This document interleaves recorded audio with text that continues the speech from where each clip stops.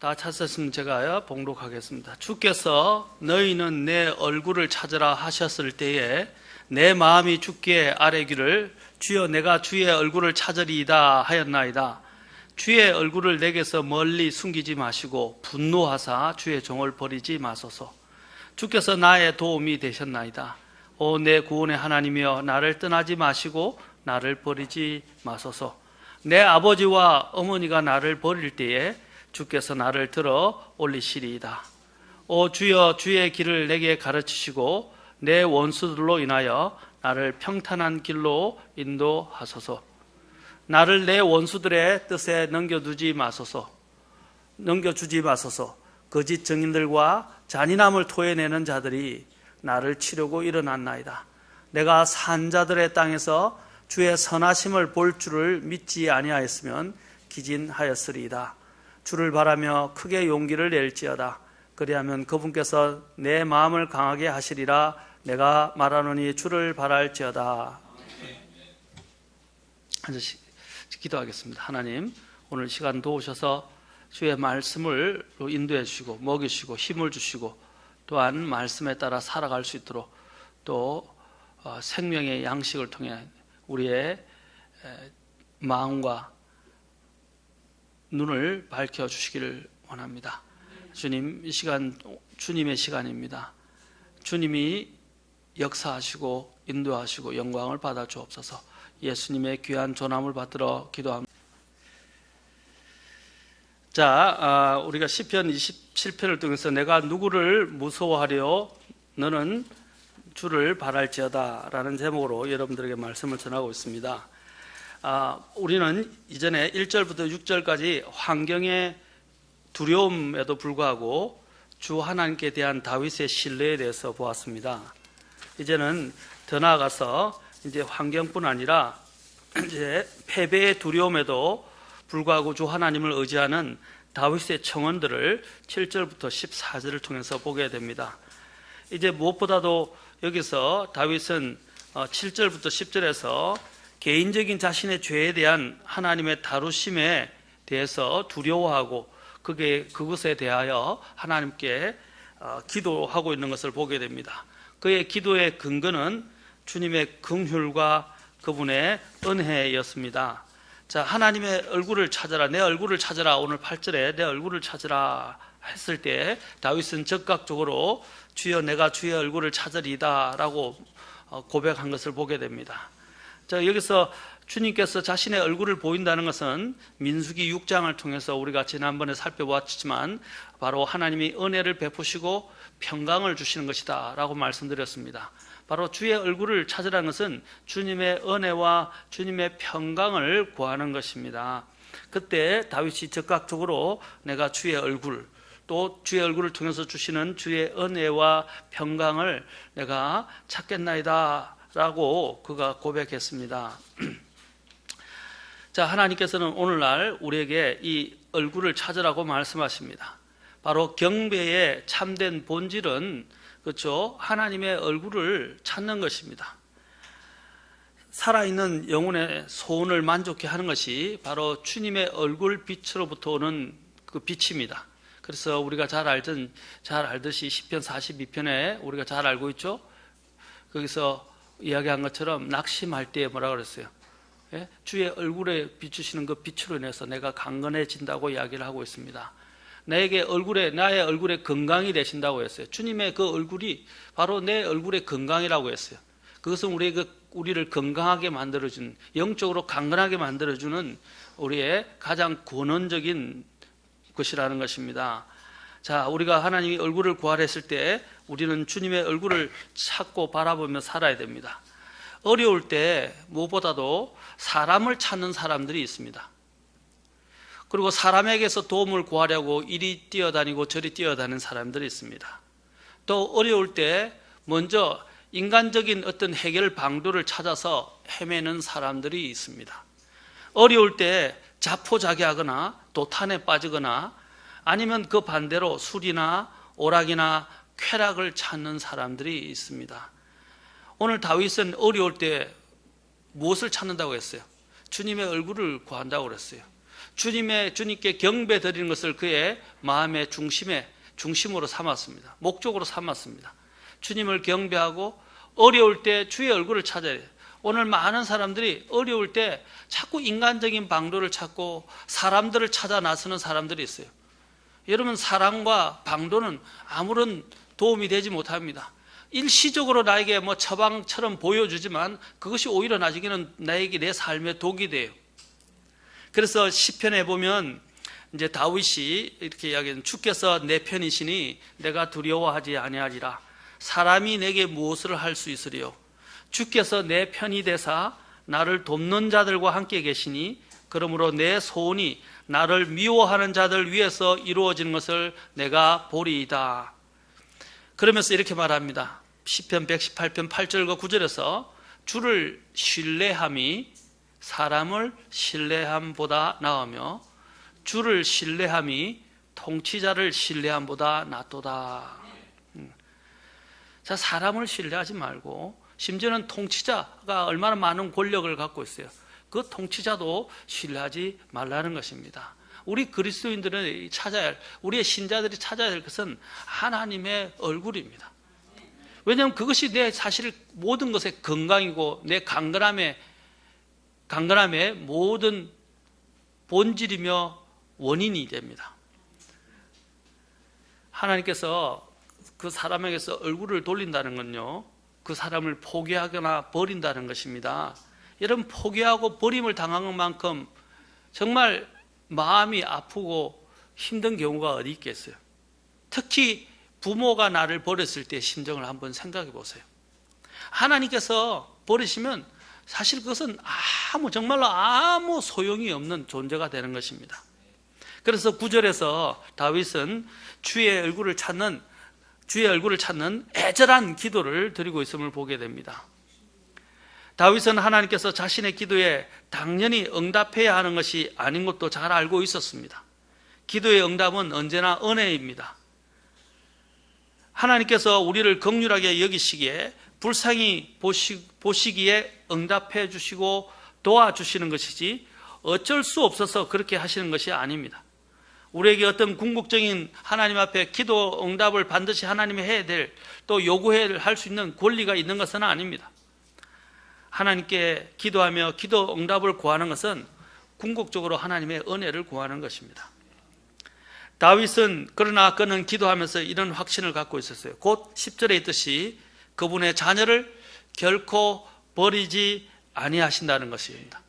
자신의 자녀를 결코 버리지 아니하시는, 그는 여기서 세 가지 은혜를 구합니다. 첫째는 10절에 있듯이 그는 하나님이 나를 받아주실 것이다 라는 것입니다. 받아서 여기서 보면 이렇게 돼 있는데, 나를 어떻게 했어요? 들어 올리신다 그랬죠. 들어 올리신다. 이 들어 올린다는 것은 나를 받아 끌어안아서 마치 곡식 수확, 원문의 원어는 곡식 수확을 하듯이 거둬들인다는 뜻인데, 그것을 받아들여서 이렇게 올리는 것처럼 하나님 나를 받아주신다는 뜻입니다. 하나님께서는 나를 영접해 주시는 것에 대해서 그는 먼저 그런 은혜를 구합니다. 두 번째는 그는 하나님의 도움에 대해서 이야기합니다. 주께서 나의 도움이 되셨나이다. 세 번째는 이제 11절부터 그분의 하나님의 인도함을 그는 구하고 있습니다. 첫째로 그는 하나님의 영접, 두 번째는 하나님의 도움, 세 번째는 하나님의 인도하심을 구하고 있습니다. 특히 9절과 10절에서 다윗은 무엇보다도 버림받은 심정에 대해서 언급합니다. 다윗을 배반하고 모함하고 칼을 든 사람에 대한 심정을 말하는 것 같습니다. 구체적으로는 어떤 상황인지는 우리는 알 수는 없지만 아마도 다윗이 젊었을 때부터 사울 왕을 왕궁에서 섬겼고 사울의 딸 미갈을 아내로 맞았으므로 사실 그는 사울의 아들이나 다름없었습니다. 그리고 그는 자신을 오해하고 시기하여 죽이려고 하는 이 사울 왕에 대한 미움이나 반역의 마음을 가진 적도 없었습니다. 그런 그를 사울 왕이 죽이려고 시도하고 도피한 그를 추격하는 사울을 생각했을 때 그는 마치 부모에게 버림받은 것 같은 생각을 떠올렸을 수도 있습니다. 자신의 친아버지 이새와 형들도 그런 쫓기게 된 신세가 된 그를 돕거나 그와 함께 하지 못하는 상황을 또 그는 부모에게서 버림받은 것에 비교했을 수도 있을 것입니다. 하나님의 사랑과 부모의 사랑이 희생적이고 무조건적인 것에 대해서는 공통점이 있어요. 그러나 부모의 사랑은 한계가 있습니다. 그리고 제한이 있습니다. 그래서 천년만년 이 사랑이 계속될 수도 없고, 경우에 따라서는 조건 때문에 또 어떤 데는 부모와 자식 지간이 원수가 되기도 하고, 부모를 돈 때문에 살해하는 자식이 있는 반면 자식을 그냥 낳아서는 물건 취급하는 사람들도 있고, 자식을 버려버리는 사람들도 있다는 것입니다. 그것을 마지막 때의 현상 중에 하나가 본성적 애정, 본래 애정이 없다라고 이야기합니다. Without natural affection 이라고 이야기해서 본래 자식 내리사랑이라고 하죠. 원래 부모가 자기 자식을 사랑하는 것은 동물도 마찬가지로 당연한 것입니다. 근데 자식을 버린다는 것은 우리가 보통에서는 생각을 해볼 수 없는 일들이에요. 오늘날은 그런 일들이 사실 일어나고 있습니다. 오늘 다윗은 인간사에서 있을 수 없는 일이지만 그런 일이 있을 수 있다는 것을 이야기합니다. 부모조차도 자식을 버리는 일들이 있을 수 있지만, 그거 사실은 없는 일이지만, 보기 드문 일이지만, 부모조차도 자식을 버리는 것처럼 버릴 때에도 하나님 아버지께서는 나를 버리지 않으신다라는 것입니다. 그래서 그가 10절에서 고백하고 있습니다. 내 아버지와 어머니가 나를 버릴 때에 주께서 나를 들어 올리시리이다. 그래서 9절에서 그가 이렇게 말하는데, 내 구원의 하나님 나를 떠나지 마시고 나를 버리지 마소서. 그러면서 하나님의 그 속성 중에 하나가 자기 자녀를, 자신의 백성을 결코 버리지 아니하신다는 것입니다. 그래서 이러한 부분에 대해서 사도 바울도 로마서에서 잘 이야기해 주고 있습니다. 로마서 8장 35절에 보면, 누가 우리를 그리스도의 사랑에서 떼어놓으려? 환난이나 공경이나 핍박이나 기근이나 벌거벗음이나 위험이나 칼이랴. 우리가 종일토록 주를 위해 죽임을 당하며 도살당할 양같이 여겨졌나이다 한과 같으니라. 아니라 이 모든 것 가운데서 우리를 사랑하시는 그분을 통해 정복자들보다 더 나은 자들이니라. 내가 확신하노니, 잘 들어보십시오. 사망이나 생명이나 천사들이나 정사들이나 권능들이나 현재 있는 것들이나 장래에 있을 것들이나 높음이나 깊음이나 다른 어떤 창조물이라도 능히 우리를 그리스도 예수 우리 주 안에 있는 하나님의 사랑에서 떼어놓지 못하리라. 그 아무것도, 심지어는 그 죽음조차도, 사망조차도 우리를 그 하나님의 사랑에서, 또 그리스도 안에 있는 사랑에서 떼어놓지 못한다는 것입니다. 시편 이사야서 50장 9절에서는 이렇게 말합니다. 보라, 주 하나님께서 나를 도우시리니 나를 정죄할 자가 누구냐. 오늘 로마서에서 말씀하신 것처럼 그 누구도 우리를 정죄하거나 또 우리를 그 사랑에서 떼어놓을 수 없다는 것입니다. 혹 하나님이 나를 버리신 것처럼 느껴질 수도 있어요. 또 우리가 하나님의 징계 가운데 있을 때는 더더욱 어려운 가운데 있을 때, 여러분 제가 말씀드렸죠. 우리가 어려운 가운데 있을 때는 세 가지를 생각해 볼 수 있습니다. 첫째는 내 죄 때문에 내가 징계를 받는 것일 수 있고요. 두 번째는 사탄이 나를 시기하기 때문에 사탄이 공격하는 건데 그걸 하나님이 허락하신 걸 수도 있고요. 세 번째는 내가 또 특히 질병 가운데 어려울 때 자연적인 형태로 오는 것입니다. 다 이 모든 것이 하나님의 허락하신 가운데 물론 있지만, 내가 내 죄로 인해서 하나님 앞에 징계를 받는다면 빨리 주님 앞에 돌이키고 회개하고 돌이켜야 된다고 말씀드렸습니다. 그러나 이제 사탄의 공격이 오고 또 그것을 하나님이 허락하셨다 그런다면 그걸 하나님을 신뢰하는 믿음 가운데서, 확신 가운데서 결코 흔들리지 말아야 합니다. 혹 징계를 통해서 하나님이 내게서 얼굴을 돌리신 것처럼 보이고, 또 징계를 통해서 내가 많은 공경 가운데서 신음할 때조차도 그 하나님이 나를 사랑하시며 절대로 버리지 않는다는 확 믿음을 가지고 그걸 견디셔야 됩니다. 그것은 마치 부모가 자식을 바로잡기 위해서 징계하는 것과 같은 거예요. 그런데 히브리서 12장에서는 이렇게 말씀하십니다. 자식들에게 하듯 너에게 말씀하시는 권면을 너희가 잊었도다. 이르시되 내 아들아 너는 주의 징계를 멸시하지 말며 그분께서 책망을 받을 때에 낙심하지 말라. 사실 우리가 주님 앞에 어려움을 겪게 되는 많은 부분들이 내가 주님의 음성을 듣지 않고 불순종했기 때문에 오는 경우가 많아요. 우리가 언제 깨닫게 되냐면 이제 어려움이 와야 발등에 불이 떨어져야 그때 이제 비로소 내가 잘못했구나, 잘못 살았구나, 내가 하나님 말씀을 거역하고 음성을 거역하고 듣지도 않고 살았구나 하는 것을 이제 그때 깨닫는 거예요. 그러나 그때도 늦지 않았어요. 빨리 그때 하나님이 내가 이렇게 친절을 베풀고 이런 징계의 친절을 베풀 때 돌아서는 것이 좋아요. 내 아들아 너는 주의 징계를 멸시하지 말며 그분께 책망받을 때 낙심하지 말라 그랬어요. 주께서 사랑하는 자를 친히 징계하시고 자신이 받아들이는 아들마다 채찍질 하시느니라. 사랑하지 않는다면 징계할 필요가 없어요. 징계하지 않는다면 그는 사생아와 같다는 것입니다. 사랑하기 때문에 징계하고 사랑하기 때문에 바로잡으려 한다는 거예요. 그래서 하나님이 나를 사랑하기 때문에 나에게 고난을 허락하시고 내게 어려움을 주시는 거예요. 이걸 믿음으로 받아들일 수 있어야 됩니다. 그러면 이렇게 말합니다. 너희가 징계를 견디어내면 하나님께서 아들들을 대우하듯 너희를 대우하시나니 아버지가 징계하지 않는 자가 무슨 아들이냐? 모든 사람이 징계를 받음으로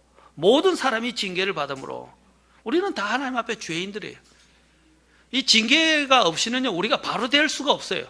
왜냐하면 천성적으로 굽어져 가기 때문에 그걸 바로 잡아주는 것이 은혜라는 거예요.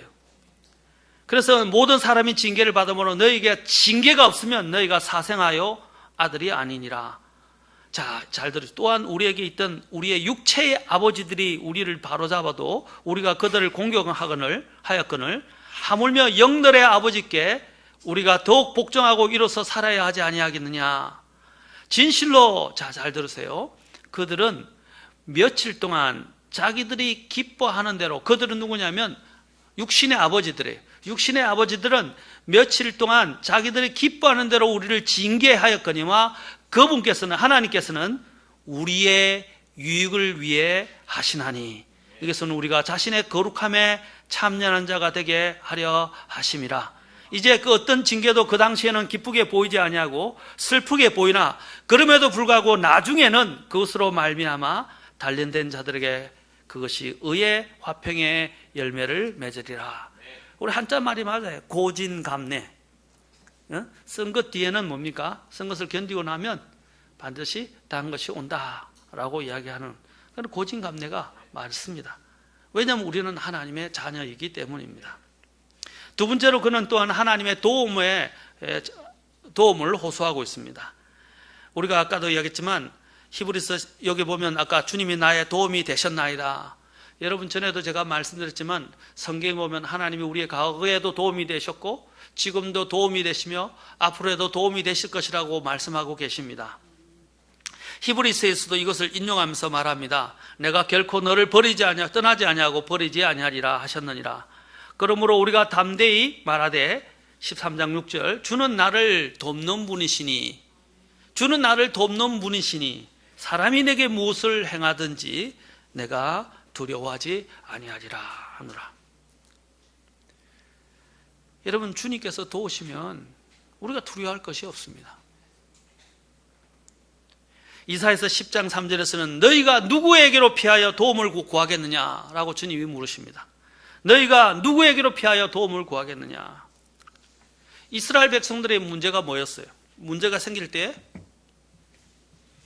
그들은 이전에 있었던 이집트로 달려가려고 그랬고요, 시리아의 도움을 구하려고 그랬고, 때로는 우상에게서 도움을 구하려고 우상에게, 심지어는 자기 자식들을 불 가운데로 지나가도록 하고 그냥 제물로 바치기도 했어요. 이런 일들이 있을 수 있나요? 자신들이 잘 되기 위해서 자식을 갖다 바쳐요? 몰렉에게 갖다 바쳤어요. 하늘의 여왕에게 갖다 바쳤어요. 상상이 안 가죠? 그런데 오늘날 보십시오. 그런 일들이 비일비재합니다. 여러분, 낙태도 마찬가지예요. 낙태도 몰래에게 자기 자녀를 바치는 거예요. 그게 현대판 자녀 희생이에요.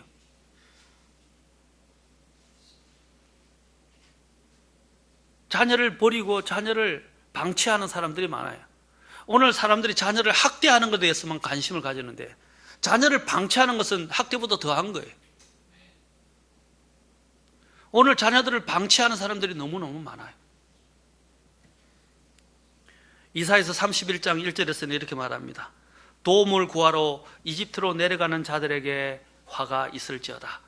그들은 말들을 의지하여 병거들이 많으므로 병거들을 신뢰하고 기병들이 심히 강함으로 기병들을 신뢰하며 이스라엘의 거룩하신 이를 바라보지 아니하고 주를 찾지도 아니하는도다. 그들이 이집트의 도움을 구하려고 한다는 거예요. 더 강한 군사를 의지하려고 그래요. 전에도 말했지만 우리나라가 지금 그리스도인들이 왜 정치에 연루돼가지고 자꾸 정치를 하려고 그럽니까? 지금 여기 요즘 정치 일어나고 있는 여러 가지 비리와 국정농단에 관련된 사람들이 목사들이 많아요. 국정원 돈을 받고 또 지금 했던 사람들이 목사가 또 걸렸어요.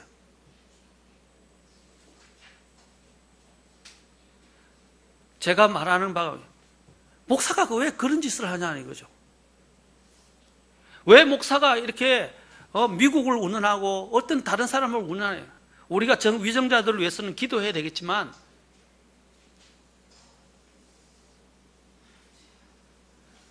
미국이 우리나라를 건져줍니까?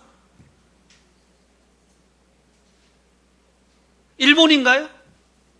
중국인가요? 아니면 대통령인가요? 아무도 아니에요. 우리나라를 지키고 우리 그리스도인들의 이 믿음과 평안한 생활을 만들어줄 수 있는 분은 주님이십니다. 왜 주님께 그리스도인들이 기도하지 않고 왜 정치판에 뛰어드냐 이 말이죠. 그 더러운 정치판에. 요즘 기사를 보면 그냥 속이 뒤집어져요. 기독교인들이 무슨 집회에 다 뛰어들어가고, 특히 목사들이 태극기 집회니 무슨 집회니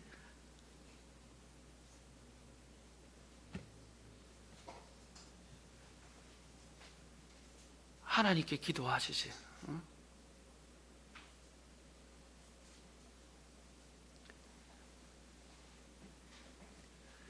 시편 121편 1절에 보면 내가 산들을 향하여 눈을 들리니 나의 도움이 거기서 오는도다. 나의 도움이 하늘과 땅을 만드신 주로부터 오는도다. 우리의 도움은 하늘과 땅을 만드신 주의 이름 안에 있도다 라고 124편 8절에서 말합니다. 우리의 도움은 아까도 얘기했죠. 하늘과 땅을 만드신 주님께로부터 온다고 그랬어요. 하늘과 땅을 만드신 주의 이름 안에 우리의 도움이 있다고 그랬어요. 시편 146편 3절에서는 통치자들을 신뢰하지 말며 도움을 주지 못하는 사람의 아들도 신뢰하지 말라 그랬어요. 그리고 5절에서는 야곱의 하나님을 자기의 도움으로 삼으며 주 자기 하나님께 소망을 두는 자는 행복하도다.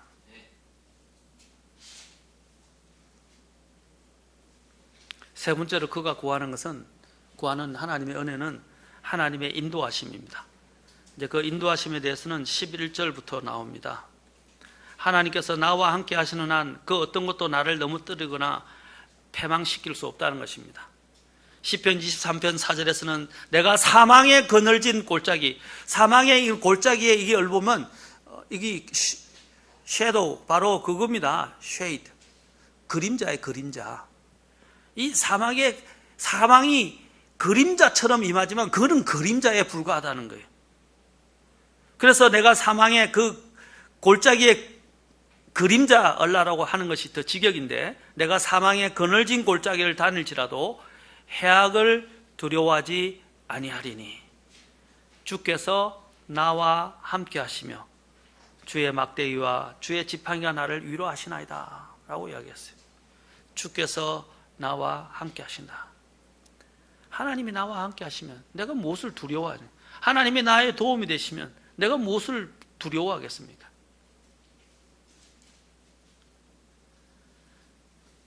그러면서 시편 기자는 23편에서 계속 말합니다.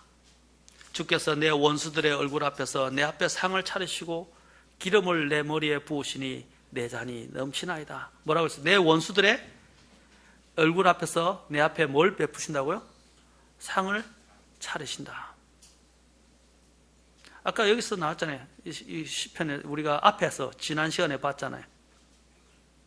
내 원수들이 나를 둘러싸고 진을 칠지라도 어떻게 하래? 내가 두려워하지 않으리라. 그러면서 말하면 내 평생에 선하심과 긍휼이 정녕 나를 따르리니. 부모가 자식을 버리는 반인륜적인 일은 복이 드문 것처럼 주 하나님께서 그분의 자녀를 버리신다는 것은 전혀 상상할 수도 없다는 것을 바로 다윗이 시편에서 표현하고 있는 것입니다. 다윗은 지금 가장 외롭고 힘든 상황에 대해서 토로하고 있는 것입니다.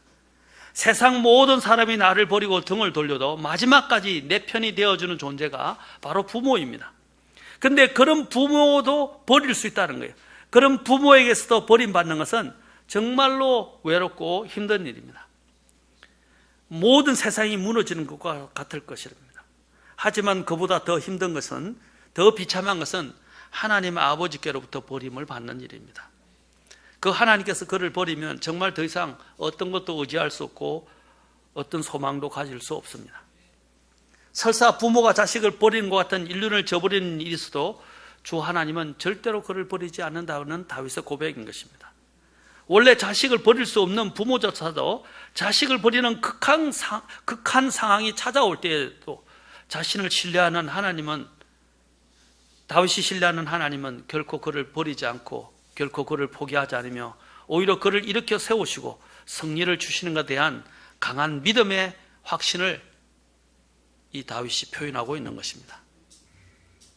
인간관계에서 가장 숭고한 부모의 사랑도 인간의 연약함으로 인해서 무너질 수 있지만 하나님의 사랑은 절대 완전하며 견고합니다. 영원합니다. 제가 믿음 안에서 믿음 생활을 할 때 부모님으로부터, 특히 아버지로부터 핍박을 받아서 교회도 못 나가게 하고 집에 저의 족보에서 파내겠다 그러고 자식과 부모의 인연을 끊겠다고 했을 때 제가 이불을 뒤집어 쓰고 이제 눈물로 성경을 읽었었습니다. 읽었을 때 진짜 누가 하나 나를 도와주는 것처럼 느껴지지 못했어요. 막 버림받은 것 같고 아무도 나와 함께 하지 않는 것 같았어요. 혼자 신앙생활하기 너무너무 힘들었어요. 또 교회 가도 내 혼자뿐이었어요. 다른 사람들은 가족들과 함께 교회 다니고 나는 내 혼자 신앙생활을 할 때. 그래서 그때마다 시편을 읽었는데 이전에는 그 시편이 도저히 이해가 안 가고 맨날 왜 질질 짜느냐, 맨날 우는 이야기들이냐, 맨날 이렇게 슬픈 이야기들만 가득 차 있냐, 이제 그렇게 생각을 했었는데 제가 이제 그런 상황을 닥치면서 시편을 읽으니까 이 시편이 그냥 다윗의 고백이나 시편 기자들의 고백이 아니라 바로 나의 고백이었더라고요. 내 마음의 이 심정을 그대로 토로하고 있었어요. 그래서 제가 그때 그 당시에는 이 개역 성경이 세로줄 성경, 여러분 아시는가 모르겠어요. 아시는 분, 나이 드신 분들은 알 거예요. 이 세로줄 성경으로 시편을 읽었어요. 여기 시편 빨간 줄인데 우리 한 목사님한테 내가 직접 보여줬지만 이 시편 특히 27편 10절, 27편 28편 9절에 보면 여기 눈물 자국이 있어요. 여기 눈물로 얼룩진 자국이 있어요. 여기 뭐 눈물 자국이 여기 다 나와요. 눈물로 이 시편을 읽었어요. 그때 읽으면서 저에게 힘을 줬던 그 시편 9절이 바로 27편 10절이에요. 이것 때문에 제가 힘을 내고 다시 일어서게 되었어요. 내 아버지와 어머니가 나를 버릴 때에 주께서는 나를 들어 올리시리다. 하나님은 내 부모조차도 이 믿음 때문에 나와 갈라질 수 있겠지만 하나님은 나를 영원히 버리지 않는다는 것을, 그것을 제가 확인하고서 얼마나 감사했는지 모르요. 힘을 얻게 되었어요.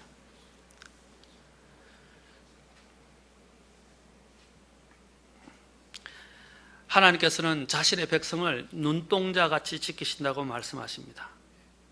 사람의 눈동자는 엄청난 신비를 가지고 있습니다. 안과 의사들도 우리의 눈동자가 자동으로 조절된다고 합니다.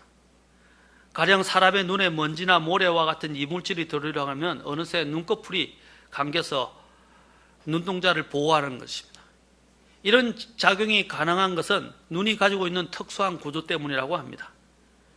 현재까지 밝혀진 바로는 사람의 눈에는 자그마치 30만 개의 회로가 있고 1억만 개의 신경세포가 있다고 합니다. 그래서 아무리 작은 그 무엇이라도 눈에 들어오려고 하면 눈이 그것을 감지하고 눈꺼풀이를 지시해서 자동적으로 눈을 탁 감으면서 눈을 보호한다는 거예요. 하나님께서 이스라엘 백성들을 바로 자신의 눈동자처럼 그를 지켜보시고 보호하신다고 말씀하고 있습니다. 이스라엘 신명기 32장에 나오고 스가랴서 2장 8절에도 나옵니다. 하나님께서 자신의 이스라엘을 눈동자같이 지키신다는 거예요. 마찬가지로 하나님은 자신의 또한 백성들을 그렇게 눈동자처럼 지키시는 것입니다. 우리가 하나님이 나의 편이시면, 내가 하나님의 자녀이면 하나님이 나를 눈동자처럼 생각하신다는 거예요. 우리가 하나님의 눈동자로 생각해 보세요. 그 어떤 이물질이나 어떤 것들이 나를 공격할 수 있겠어요? 하나님의 눈꺼풀이 감아버리면 그 누구도 나를 공격할 수가 없어요. 그래서 시편 17편에서는 이렇게 말해요. 7절부터 9절에 이렇게 이야기합니다. 같이 보시죠. 오 주를 신뢰하는 자들을 주의 오른손으로 구원하시는 주여, 그들을 치려고 일어나는 자들로부터 그들을 구원하사 주의 놀라운 인자하심을 보여주소서. 나를 눈동자같이 지키시고 주의 날개 아래 날개 그늘 밑에 숨기사 나를 학대하는 사악한 자들과 나를 둘러싸서 죽이자 하는 내 원수들로부터 내가 벗어나게 하소서. 나를 눈동자같이 지키시고. 박물학자 베스티언이 어떤 종류의 거미에 대해서 관찰 결과를 보고하게 되었습니다. 그런데 그 새끼들이 보니까 그 거미 새끼들이 거미의 집 울타리 속에서 부화를 하게 되는데, 만일 이 거미 집이 약간이라도 침범을 하면 새끼 거미들은 모두 놀라서 쏜살같이 밖으로 나옵니다. 그러면 어미가 즉시 그들 곁에 나타납니다. 이것은 그 어미가 아주 독특한 방법으로 새끼들의 잠재적인 위험에 대비하고 있기 때문인데, 즉 새끼 거미들에게는 가느다란 비단줄 같은 것이 붙어 있는데 이 줄을 어미에게 연결시켜 놓은 거예요. 그래서 새끼 거미들이 적의 위협을 받고 허둥지둥 달아나면 그 줄이 흔들리며 당기지는 느낌을 통해서 어머니에게 즉시 전달해야 돼요. 어미 거미에게. 그래서 그 어미 거미가 즉각적으로 이제 자식들을 보호하러 가게 된다는 것입니다. 마찬가지로 우리가 하나님의 이 거미줄 같이 하나님과 믿음으로 영적으로 있다 했어요. 그래서 우리가 약간은 미세한 어떤 적들의 위험에 노출되거나 어려운 가운데서 흔들릴 때 주님은 그것을 모두 다 감지하시고 눈동자처럼 우리를 지키시고 보호해 주시러 오신다는 것입니다. 사랑하는 성도 여러분, 어떠한 환경의 두려움, 패배의 두려움에도 불구하고 여러분 믿음의 끈을 놓지 마십시오. 아까도 이야기한 것처럼 부모조차도 자식을 버리는 한이 있지만 아버지 하나님께서는 절대로 나를 버리지 않습니다. 그분은 나의 도움이 되십니다. 내가 두려워할 필요도 없고 무서워할 필요도 없어요. 아까도 이야기했지만 히브리서에서 이야기했처럼 그것을 똑같이 27편 1절에서 3절에서 말하고 있지 않습니까? 내가 누구를 두려워하리요? 내가 누구를 무서워하리요? 3절에는 군대가 나를 대적하여 진을 칠지라도 내 마음이 두려워하지 아니하며. 여러분, 그리고 또한 아까도 얘기했지만 9절에서 주께서 나의 도움이 되셨나이다. 나를 떠나지 마시고 나를 버리지 마소서라고 말하면서 뭐라 했어요? 내 아버지와 어머니가 나를 버릴 때에도 주께서는 나를 들어 올리시리이다. 사랑하는 성도 여러분, 어떠한 한이 있어도 내가 하나님의 자녀인 것을 확신하십니까? 정말 나는 하나님 자녀이세요? 그러면 하나님 절대로 나를 버리지 않습니다. 비록 지금 내가 좀 아픔을 당하고 징계를 받는 것 같은 아픔이 있어도 결코 하나님은 나를 버리지 않고 눈동자처럼 나를 지키시고, 또 아까 그 거미처럼, 새끼 거미를 보고 있는 것처럼 이 어미 거미처럼 그 새끼의 미세한 움직임까지 거미줄을 통해서 감지하시고 우리를 돌보시고 지켜주신다는 것입니다. 확신을 가지십시오.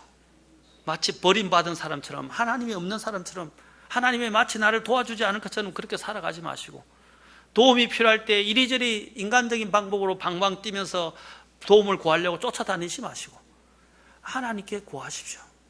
여기서 다윗이 하나님께 구하고 있지 않습니까? 내 얼굴을 구하라 하니까 내가 적시로 내가 주의 얼굴을 찾으리이다. 그리고 그 적시로 뭐라 그랬어요? 주님을 바라보며 주님 앞에 나가서 세 가지 은혜를 구하고 있지 않습니까? 첫째는 하나님의 영접, 두 번째는 하나님의 도움, 세 번째는 하나님의 인도하심을 구하고 있습니다. 다음 시간에는 이제 하나님의 인도와 관련해서 미래에 대한 미래의 두려움과 다윗의 기도에 대해서 우리가 좀 더 살펴보도록 하겠습니다. 기도하시겠습니다. 다 같이 일어서시겠습니다.